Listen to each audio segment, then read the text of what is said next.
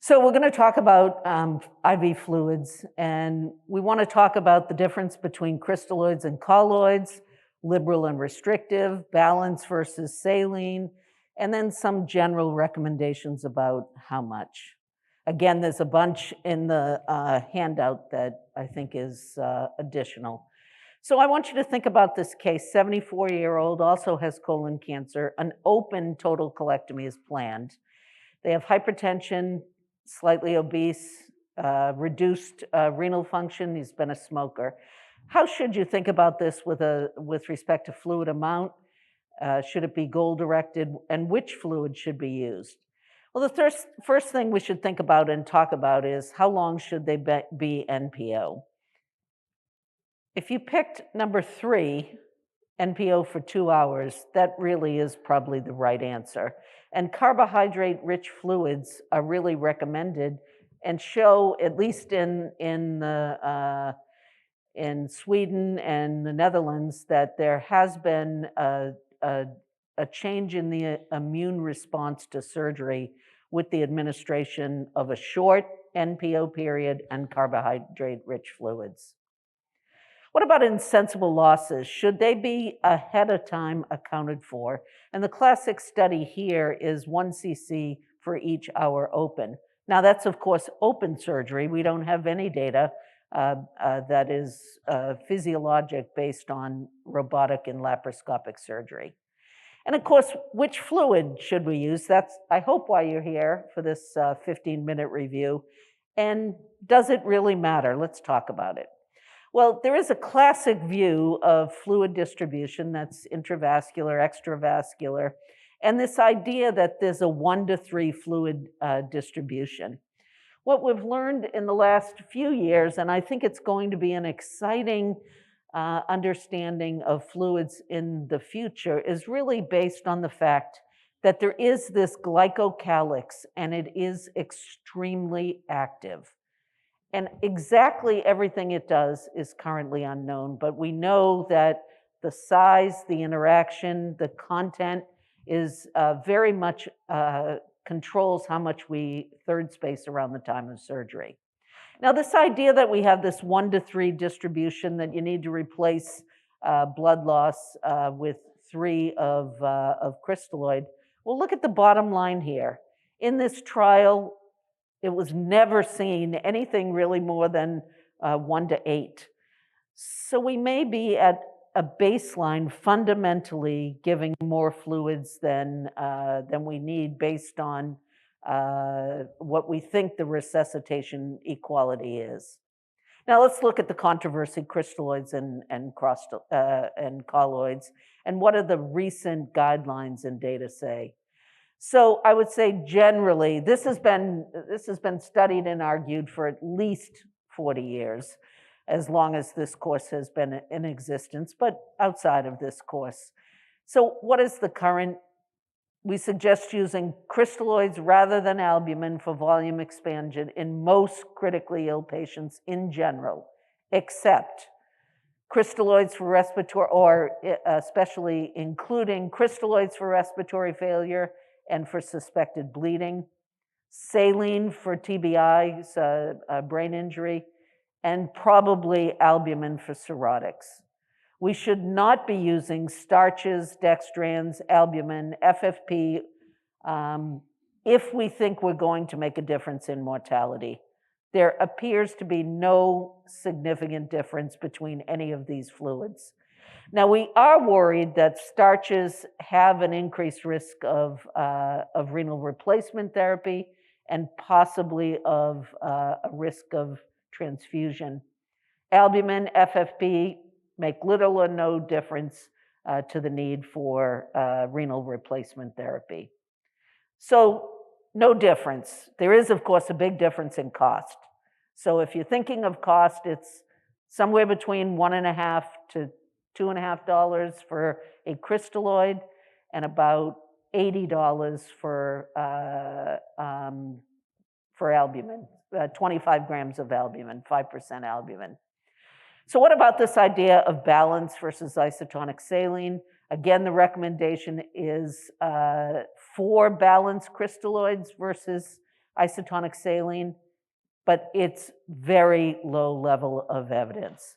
And why do we even think that this is true? Basically, it's because saline can cause pre-renal, pre-glomerular vasoconstriction. There are administrative databases to show that isotonic saline is worse. But what are the trials? This was, I think, one of the first major randomized controlled trials looking at buffered solution versus saline. And the concern was really, again, is there renal tubular dysfunction enhanced by the high chloride in saline? And what this study showed was there was no difference in AKI or in renal failure in this randomized controlled trial. You see the relative risk crosses 1. And then this came along, and there are 2 trials from Vanderbilt. This trial looking at the ICUs and showing that there is a significant decrease in major kidney dysfunction when balanced solutions over, it's about a 1% difference between balanced and saline. And then in non-critically ill patients, what did they see in non-critically ill patients? Well, there was really no significant difference in length of stay, no difference in death, and no difference in renal replacement study. But there was major difference in kidney disease at 30 days, but no difference in renal replacement. So really, based on these data, I think the information that Dr. Fine gave you, that while the confidence interval is large and does not statistically support balanced over saline, it is more likely that there is harm reduction with balanced solutions versus saline, but I think it really doesn't matter that much, to tell you the truth. What is probably more important is that you have a rationale, and I think he also made this point earlier, is that once resuscitation phase is over, once the acute insult is over, reduce fluids. And this trial showed that when there was a protocolized reduction of fluid, in fact, number one, you gave less fluid, and the overall outcome was improved from a slight reduction. So this was not liberal versus restrictive. It was just reduction of fluid when you no longer needed the acute administration. So this is a study from a couple of years ago looking at balanced saline versus both the rate. So it was a 2-factorial design. And again, what did it show? It showed in the TBI group, there was a mortality benefit for about a 10% mortality benefit for the use of saline. And in the other group, no significant difference. So again, what should you do? I think acid base is easier to control with balanced solution. So if that's an important goal for you, I think use balanced. But again, balanced is a little bit more costly than saline. Saline was dirt cheap. I think there's nothing wrong from using saline, at least for part of the resuscitation. This is the rest of that study that looked at rate and volume. And as you can see, there was, in this case, they were very closely using the amount of fluid to make sure that the outcomes could be followed clearly. No significant difference in overall outcome. As you can see, the lines are barely discernible in this graph. Now, when we look at the Clovers trial and we look at, did it matter whether there was kidney disease and the extent of kidney disease as to which fluids the patient received and how much the fluids received, you can see that there is a definite separation improvement when there was any form of advanced disease with the resuscitation. What about the goal? What is the goal for goal-directed fluid? Well, it's really about using dynamic hemodynamic variables to assess fluid loading with or without vasoactive agents to get a predefined goal of optimizing preload and oxygen delivery. Now, there's some very interesting AI work that is some published about using this form, and there's in the handout, there's a flow diagram that can help you with this.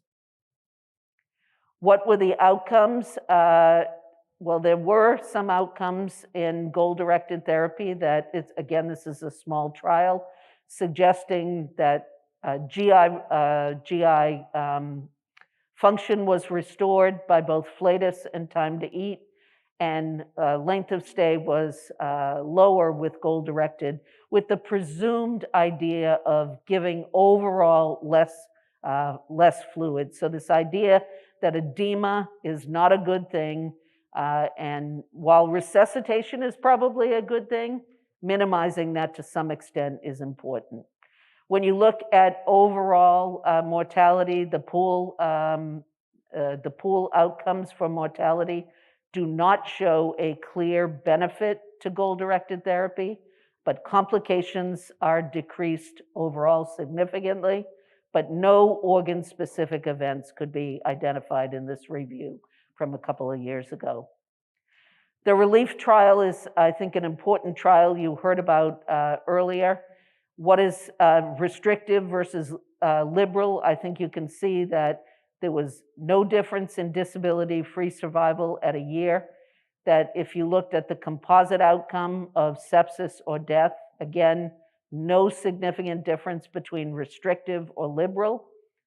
But if you look at surgical site infection and you look at AKI, both were significantly increased in the restrictive group. Again, this is an important and large clinical trial. What about early fluid restriction in sepsis? Again, a New England Journal trial from a little over a year ago. And whether you looked at early fluid administration as indicated by the surviving sepsis group, you could see there was a significant difference by about 1,800 in the restrictive group, less compared to the liberal group, and that maintained about 2 liters in between the next 18 or 24 hours. As would be expected by goals, vasopressors were greater in the restrictive group. Time from randomization to first vasopressors longer in the liberal group, as would be expected, and duration was also longer, as would be expected by restrictive. What about other important outcomes? Death was not different. Days from organ support, not different. Days of ventilator use, not different. Renal replacement, not different, so different than the other trial. And days of vasopressor, total vasopressor use, not different.